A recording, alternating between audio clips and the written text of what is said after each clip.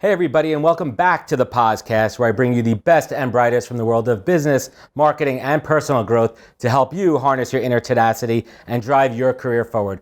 Tribe, thank you for joining us. This is episode 50, and I wanted to do something special today as a thank you, but also to really showcase my amazing guest today, Claude Silver. For those of you who may not know her, Claude is the Chief Heart Officer at VaynerMedia. Yep. Working right hand to the great Gary Vaynerchuck. And a lot of you know my story already, but just to kind of recap it, back in 2014, 2015, I was at Vayner for a few short months, about 7 months. And my time here was short, and we'll get into that in a little bit. And I had some challenges, right? I didn't bring my A game. I didn't perform and deliver the best of my ability. And it was a really tough time for me. But during that time, I had someone really special on my side, and that was Claude Silver.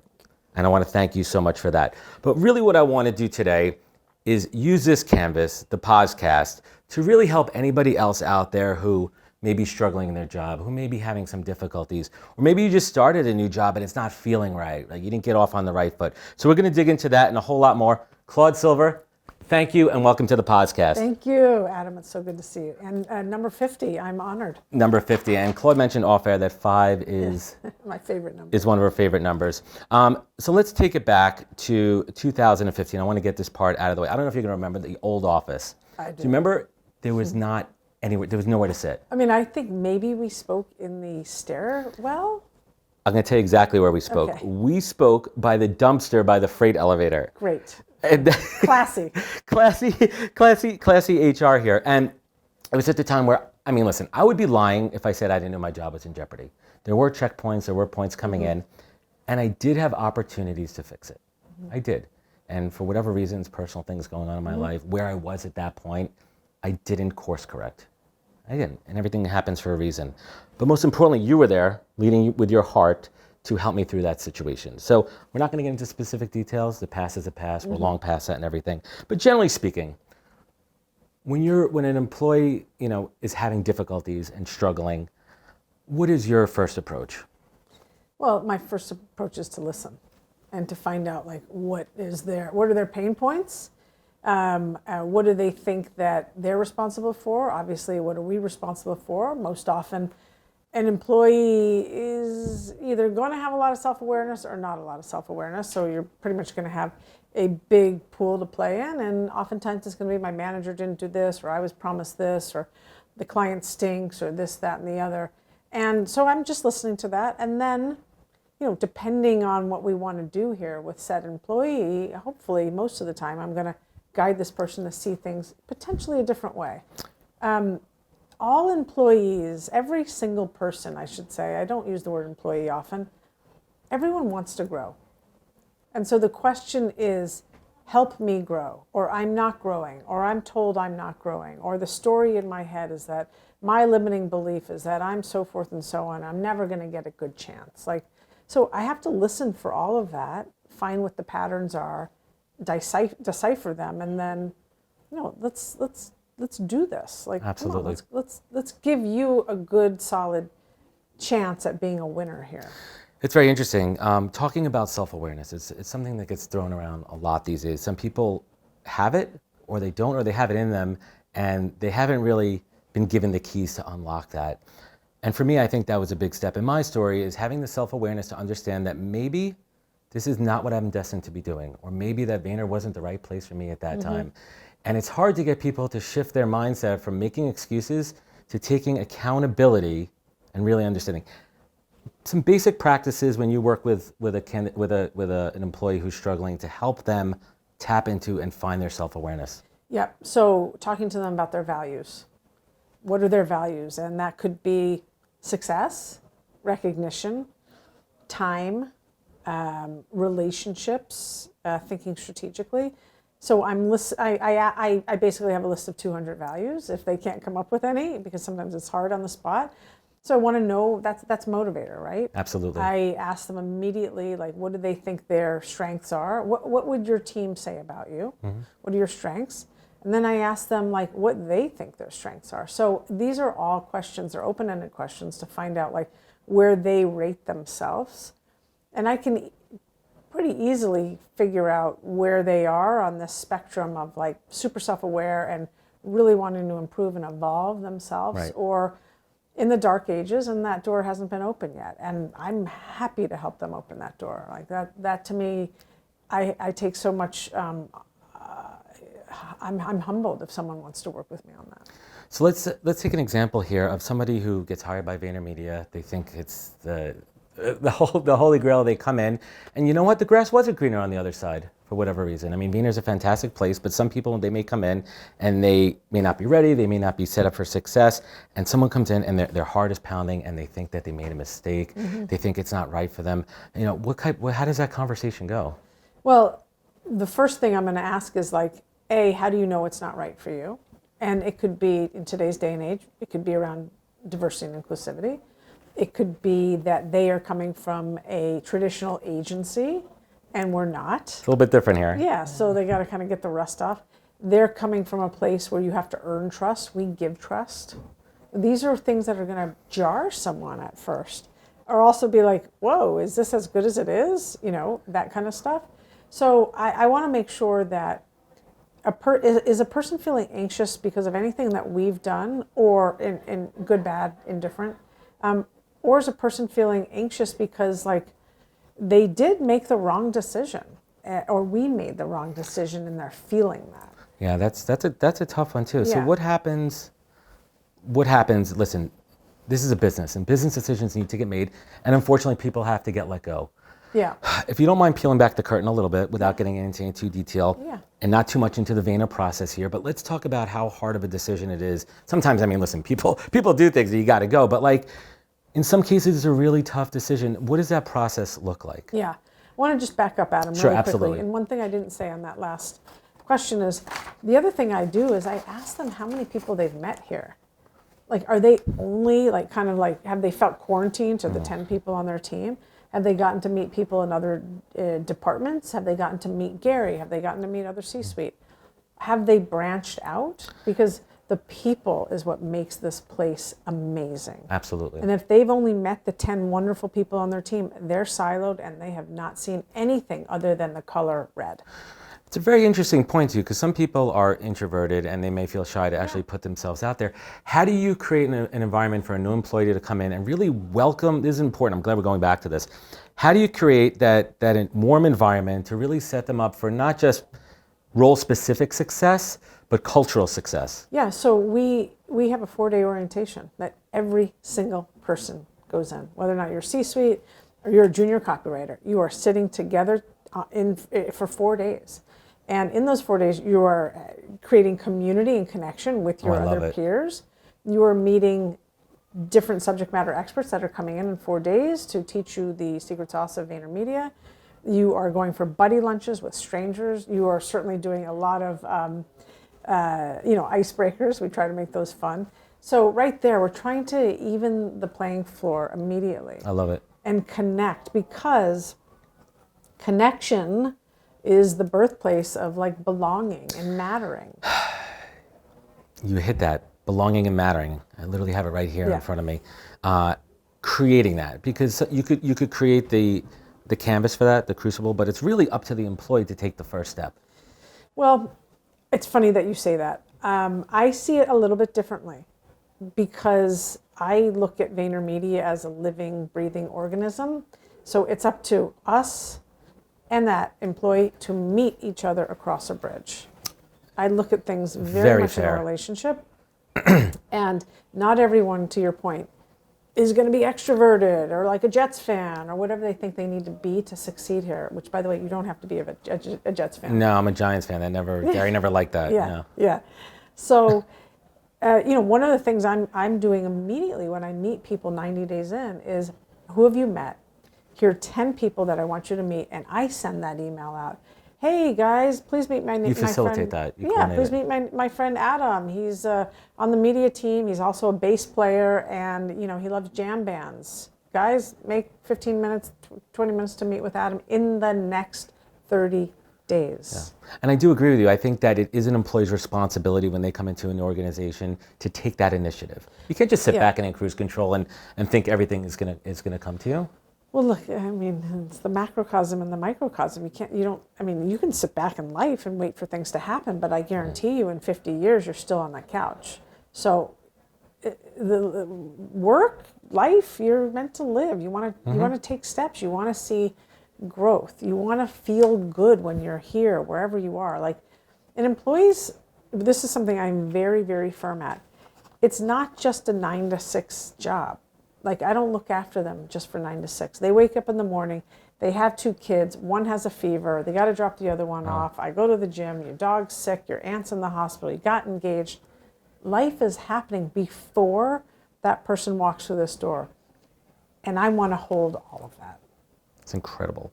And I mean, you talk about this a lot, but it blows my mind how you do that at scale. I think you mentioned you're in the mid 700s now. Yeah. You guys are in the mid 700s. Yeah. I mean, how do you hold such a place for everybody? How does your heart so big?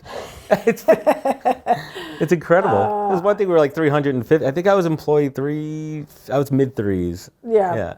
I love what I do. It doesn't matter. I don't feel it. I just love what I do. Well, I hate to go back to the dark side here, Yep. but I think it's something I really want to bring to the table here. When that time comes, an employee has to let go. How much responsibility does a company have to ensure a smooth landing on the other side? 100%, if you're asking me. I believe, well, look, I'll tell you what we do. What we do is, before we know we might let someone go, we have already identified maybe 3 places that we can at least introduce them to. The other thing that we've been doing lately is we have been giving working notices where someone can stay here for 30 days and work on their LinkedIn, work on their CV, take interviews, all of that stuff. We will help them. Like, my crew is going to help them with their LinkedIn profile. That's unbelievable. That's called Gary Vaynerchuck magic. That is interesting. We'll have a sidebar on that one. Yeah. And then we have an alumni network. So he's getting hit up all day long. I'm getting hit up like, hey, we're looking for social media manager over here. And, let's just say it's Jack. Jack is a C player here. We've tried to lift Jack up. He's tried. It's not working. He's going to be an A over there because he's stronger. He's better suited at that other job. Let's connect the dots. So I believe, to answer your question, that it is our responsibility. This is family. We want people, Gary's always saying, we want people to stay with us forever. And that means in the ecosystem. If it's not VaynerMedia, it's something. Because look at what's happened with you. Not to dwell too much, but like 360, we're back here. 360, you and Gary saw each other in Texas, and he mentioned you on stage. Like, that's alchemy. Yeah, I mean, it's incredible, and that also comes down to the way, I preach to people, like, don't burn bridges just because you got let go from a company. I mean, listen, shit happens. Yeah. Right, but you have to take responsibility and do a personal inventory. Where did I fail? Where did I go wrong? And I talk a lot about it in my journey too. I take the majority of responsibility for that. It was on me because I had a chance to fix it. Yeah, I did, and for whatever reasons, I didn't do that. And once I owned that and put it behind me, I was able to move forward. Right, and I would hope, and I have a feeling, you did. Offer yourself some forgiveness and go light on yourself. Like, man, oh man, we are so tough on ourselves. And while it's fantastic that you were accountable and take responsibility, that's just what makes you a stand-up human being. Also, you're not going to beat yourself up. So it happened. You landed on your feet in more ways than one. And that's what we want for people when they leave here, to land on their feet better than they were here. How do you assess somebody's mental state when you have to have that conversation? By the time I'm having that conversation, or someone on my team is having that conversation, we've had enough conversations with that person and enough conversations with people that are close to that person to know what's up. Like, we know when a family member's in the hospital. You well know that. I get those messages all day. We know when a person's struggling with something. I oversee everything that's HR, so I'm going to know that. And then, no matter if that person is struggling with mental health issues or not, we're always going to go in with a generous heart and be as graceful as possible. I mean, if I know I'm going to do a tough one, I have a whole little ritual I do. Like, without going too deep into that, I mean, I didn't think I wanted to talk about this, but it's a part of your job. It's in your job description that sometimes you actually have to terminate people. Yeah. What does that feel like? It's an interesting question because I know I'm changing the trajectory of that person's day, paycheck, livelihood for X amount of time. So I'm well aware of that. And that's why you want to go in with a generous heart, with grace, and with a good explanation. People want to know why. So That's a very good point. why? And I can tell you the first many times we did it here, we didn't have why, and we left people high and dry. And that's not going to feel good. People want to know, what could I have done differently, to your point? Can I have another chance? Or, by the way, I don't believe you, Claude, so all right, well, that's okay too. Has anyone ever freaked out on you? Yeah. Here at Vayner? Yeah, of course. Oh, but to your point, shouldn't it not be a surprise? I say of course, I don't mean the reason I say of course, Adam, is because we're human beings and this is life on life's terms. You're going to react. And that person could have had a really terrible weekend, or that person could have, taken care of their family or whatever. So yes, and it's happened twice in the course of all the years I've been here. That's a tough one. And you talk about assessing that mental state. And do you know the date of the day I got let go was April 1st? It was April Fool's Day. I was like, come on, really? And, Wow. Do you want to know something, Adam? I wasn't in this role when that happened. You were. I was an SVP. You were client. You were client side. Yeah. Yeah. There was. I don't think there was. This role didn't exist. No. This is the first role. I remember that. I forgot about the that. The person that was in the HR director for you and I had a relationship. Yes. And that's why that conversation happened with the two of us. And one of the big reasons that I am in this role is because I have had the relationships with people and the equity and the trust from Gary to know that I could come in with a great deal of empathy and tenderness to a conversation like that, and also have some kind of candor. I mean, yeah, you were upfront with me. And listen, there was no way. With you. I mean, I knew that. Listen, but there was things that were going well, and there's things that weren't going well for me, and they just kind of canceled each other out. And I think ultimately, it was a decision where it just wasn't the right place at the right time. That's right. But I want to go back to that day, and I really haven't shared this with anybody how dark that day was for me. I walked out, and I remember it was a nice walk out. I was able to get myself in order here and everything. But the first thing I thought of is, how am I going to call my wife? What am I going to say to her? How am I? We just bought a house. How am I going to afford this mortgage? My daughter was 3 at the time. That's real stuff. And I'm not discounting a 23-year-old first job out of school, but as you're, moving your way up in life, there's different responsibilities. There's different things. Going back to that, what's the aftercare? Well, the aftercare for sure is they hear from Gary. They hear from me.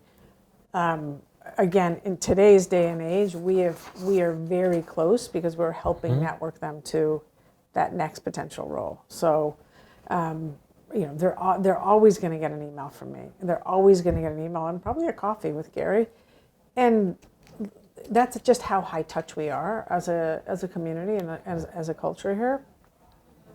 And also, recognizing it is a two-way street. I think what you've said, because you are self-aware, is hey, Claude, I realize that I wasn't at my best game. That doesn't mean that you should then not be able to afford your mortgage. That just happens to be the circumstance. At that present time. There's circumstance.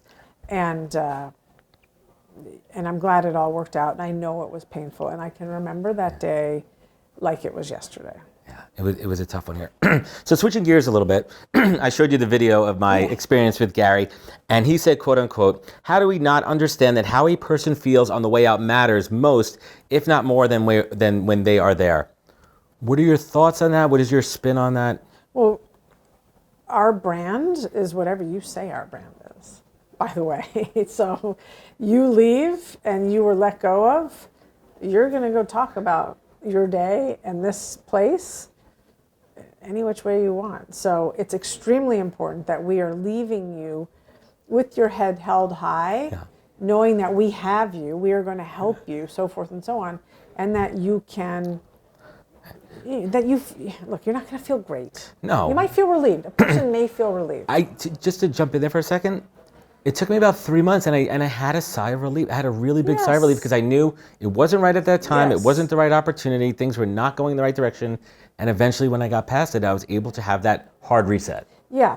So, but it's our brand is extremely important, and humans are extremely important. So, how the outside world sees VaynerMedia and how the inside world sees VaynerMedia are not always going to be samesies. Gary even said that. He said, he continues in that speech to say, I know for a fact. He goes, actually, not for a fact. It's pretty safe to assume that when Adam's out on the street and someone's talking shit about Gary or VaynerMedia, not that I need Adam to defend us, but I know that we left a good impression with him, and that's absolutely true. Yeah, that's right. And Gary talks a lot about how hiring and firing stops with him, and I don't know if that's still the case, but 750 plus, employees here. Is that scalable? Is that too hard? Is it micromanaging? No, gosh, I think that's the last thing Gary does. I mean, however, I will say there is not one person that we let go of that Gary has not approved. That is pretty amazing. He is that invested and in the business. He's getting fed intel and information all the time, and so he's well aware. And he might say, nope, not today. That person, I want to give that another shot, or bring that person to my team, or whatever. Or he might just say, approved, what are we doing about it? Yeah, no, that's a tough decision. And the dialogue that he and I have, like, it has to be constant. I have to be telling him the what, why, when, who, where, So he is very invested in that, and he is extremely invested in the hiring, especially at certain levels and for certain departments. Yeah, I know you guys just brought on a couple of new C-suite executives. Yeah, they're amazing. Rob and Wanda are killing it, and I saw those names. I'm like, whoa! I'm like, those are some good hires right there. We growns up. Yeah, definitely scaling there. What's not so awesome about working with Gary? I'll throw a curveball in there. That's so funny. What is not so awesome about working with Gary? I mean, I think, getting time with Gary is always going to be, I think, the biggest challenge, no matter who you are. No matter who you're. Now, I have the benefit that I can walk up there and say I need 2 minutes. I always know the 2 minutes are going to turn into 15 minutes.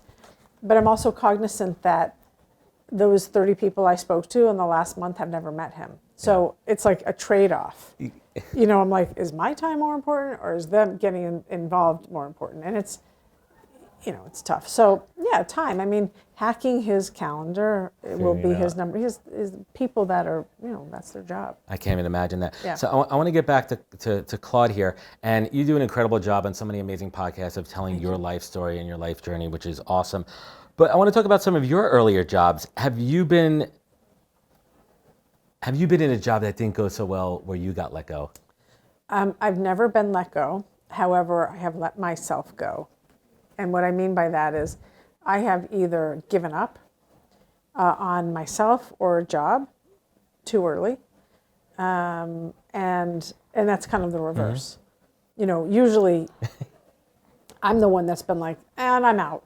And I don't believe in you. And, and Claude, you don't believe in yourself, and you're going to get found out. So those things have happened to me more so than, I've never been let go, but maybe I should have been. I don't know. Has there been a time here at Vayner where you felt, obviously not that your job was in jeopardy, but like you made a pretty big mistake on something and you couldn't go back on it, and you really felt that in the pit of your heart? Yes, I could say once or twice for sure. And thankfully, I have Gary, not to fall back on, to partner with, to help me out of that. Those times they were miscommunications between me and Gary and then I took the ball and fumbled. And it's extremely humbling. It crushes me. And we recovered. It's early on. So something, I'm going a bit out of order here, but something I wanted to bring up, which I think is extremely important, is that communication process between managers and folks that work underneath them. And I think that's where a lot of things break in organizations. And I think it's really important. Two questions here. One, how do you work with managers, especially new managers, Yeah. or even senior managers who may not be great at people management skills. How do you work with them to really ensure from a development and feedback perspective that it's a continuous 360 flow? Yeah, so manager training is the number one thing that we're focusing on now and going into 2020. New managers and existing managers. Not everyone is supposed to manage people. Huge point, right? I just want to pause on that because that was an epiphany to me in the last few years. Not everyone is supposed to manage people.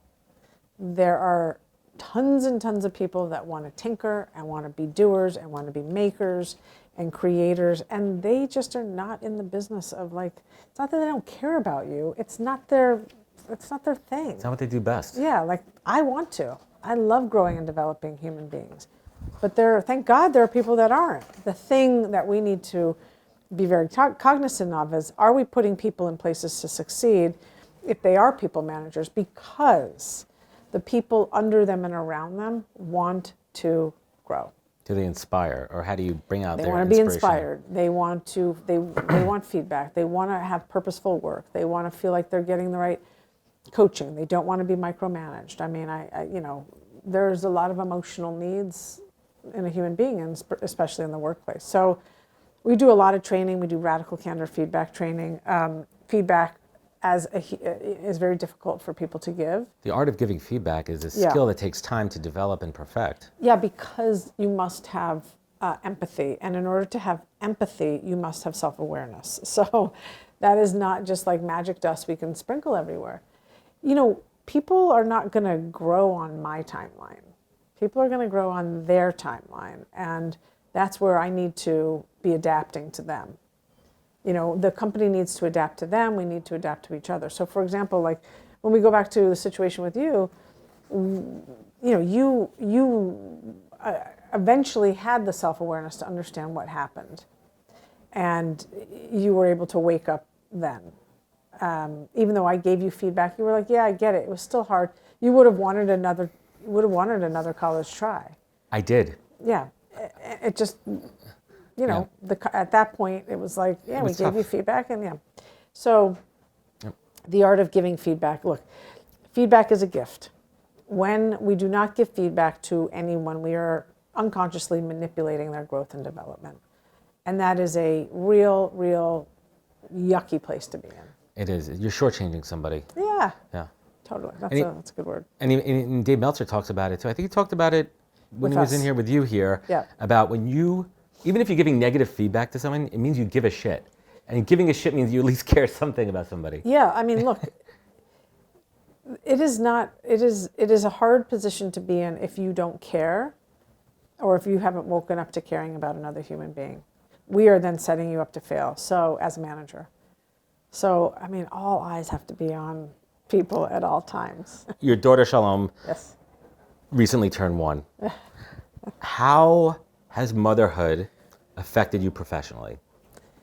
It's a very broad question. I mean, I've always thought of myself as an empathetic and understanding person, and I can tell you that I knew nothing about parents and parenthood and what returning parents go through.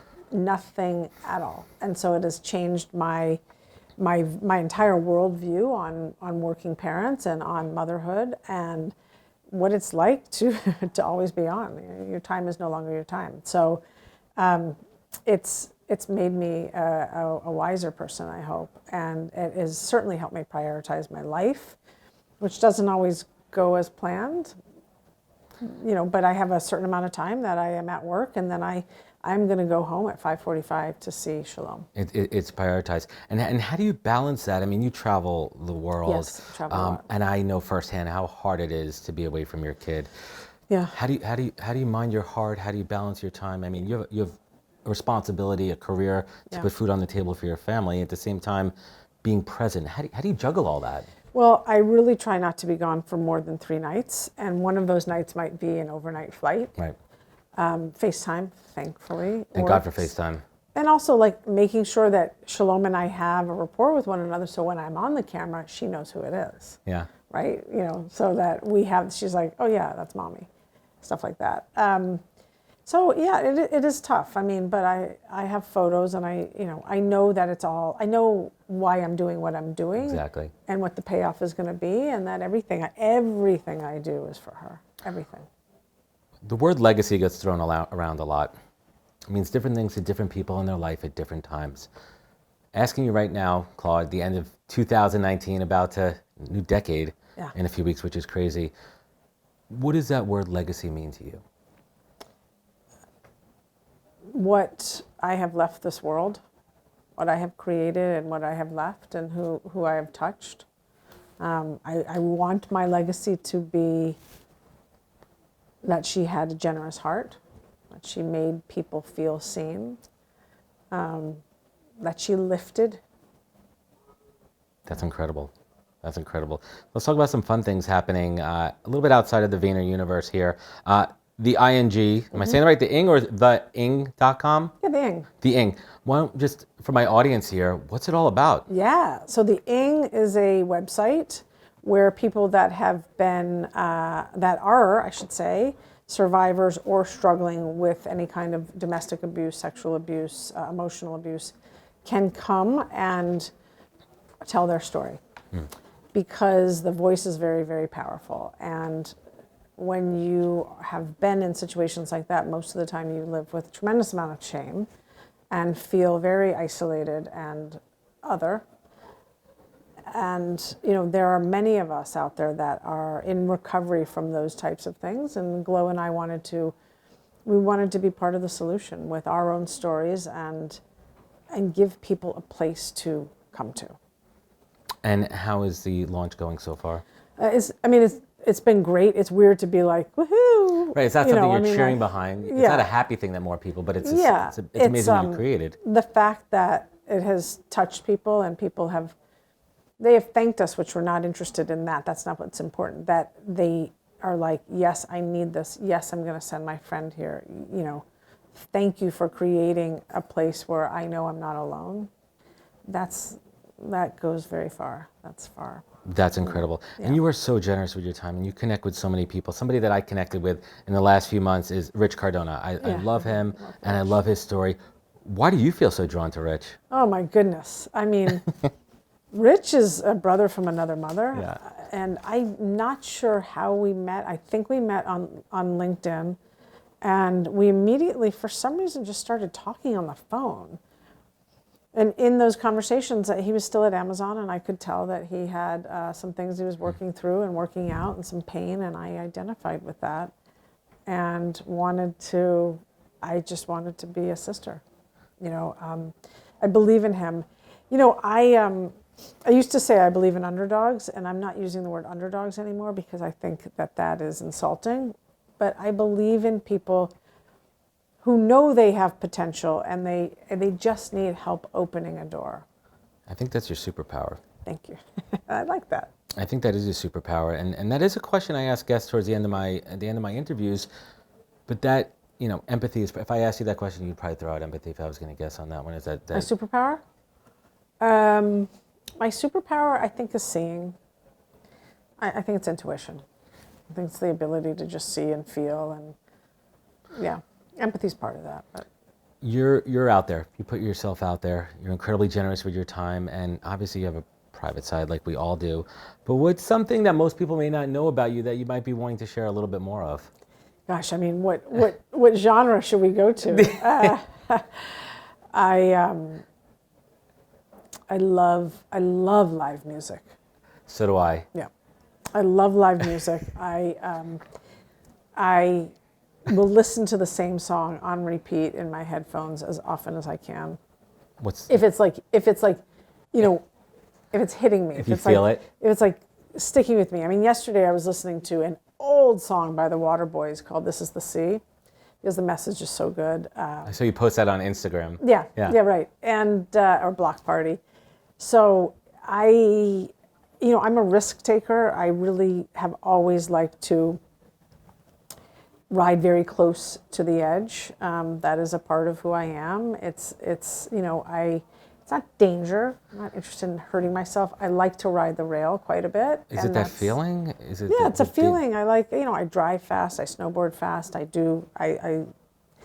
You would walk in this room and never feel that, right? This is the most zen, comfortable place. And that's who I am. And I'm like, and I just, it was snowing in Santa Fe where I saw that. It was crazy. And I just went into a parking lot by myself and just did donuts on the ice. Like, I like that. How good did that feel? It felt amazing. Right. And no the one kid else, wasn't in the car, right? No, let's just call that out there. It was just me. I think I was cranking up the Who, and so I like that stuff. What's the next live concert you have on your calendar? Gosh, I don't, and that's a problem. For me, I'm a live music junkie. Yeah. And if I don't have that next thing on my calendar, and I was talking to my wife the other day. I'm like, what do we have next? She's like, nothing till next summer. I'm like, that's not good enough. That can't be. That cannot be. Even if I go to a show at like Bowery or one of the small places, I need to have the live music. Any music these days? Any new music coming out that's really getting your attention?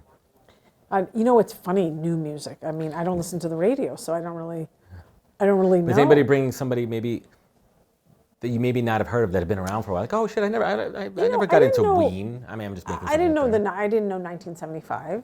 I don't love all of their songs, but there's some that I really like. It's a little soft for me, I'll tell you the truth. I know the concert, Sisters of Mercy.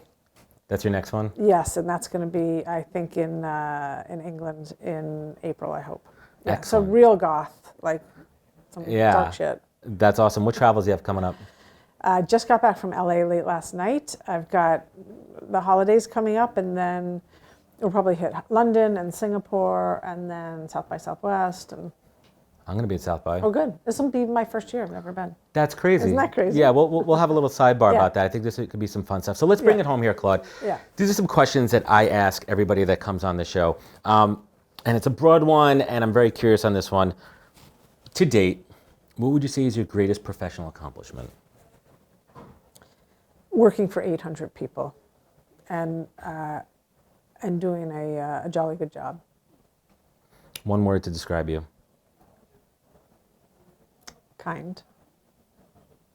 Quirky. We'll give her 2. And last but not least, not every day is sunshine and rainbows here at Vayner. Not every day is sunshine and rainbows in life. I mean, we were just talking about it. My son is sick. I'm working on 3 hours of sleep right now, and it's tough, right? And sometimes you got to make hard decisions. Sometimes you step in that puddle of mud. Sometimes you get locked out of your car. And some days aren't great. Other days are amazing, and everything's going awesome. Life is going exactly the way you planned. Claude, what do you look to when things are not so good? And what do you look to when things are amazing to show gratitude? Claude Silver, what is your North Star? My North Star is my daughter. That's new. My North Star was my Nana for years and years, who died at 101. She was my heart. She's my person. My North Star is peace. Like, I need peace. I need peace in my life, my home life, my work life. And I need joy. And I know, joy is not every day, but I need that. So I am always extremely thankful for Shalom, for my family, for my parents' health, for the fact that the sun did come out today. I've got a great gig, and I get to work with all of these people every single day. I mean, who gets to do that? When it is my last breath, this will be part of my story. Wow. What is, if you thought about it, your resolution for 2020, your New Year's resolution? Action. And I haven't put the entire sentence together, but taking action on things that I have been complacent with or put off, or been like, I don't know. But taking action, movement. Claude Silver? Yeah. Thank you. Thank you, Adam. Thank you. This is great. And in closing thoughts here, to quote Claude in a recent post, I am deeply into studying the effects of kindness, generosity, relationships, and the warm glow of altruism. Well, Claude, you're looking directly at a recipient of that warm glow, and you've greatly impacted my life, and hopefully I made a little dent in your life as well. And our relationship means the world to me, and I am forever grateful and I appreciate it. And although we only worked together for 6-7 months, you made a tremendous impact, and you have set the gold standard in this world that we live in talent acquisition, HR people, and just genuinely how to interact in the professional and personal world with other humans. And I applaud you for that, and I thank you immensely. And you've shown that it's okay, not just okay to be vulnerable, but improving that, like, once you open up your heart, the world truly opens up to you. And that's what you taught me, and that's what you left me with. Thank you for your time, your generous honesty, and I look forward to continuing and building our relationship. And again, thank you for coming on the podcast. Thanks, Adam. And Claude, where could folks connect with you? Where could they find you? Yeah, Instagram, LinkedIn, Twitter, here. Awesome. Thank you very much. I'm touched. And to everyone listening and following at home, thank you for joining us on the podcast. I greatly appreciate your time. Remember, be kind to each other. Take your online, offline. Connect, subscribe, link, follow us along, and catch us next week for another great episode of the Pozcast.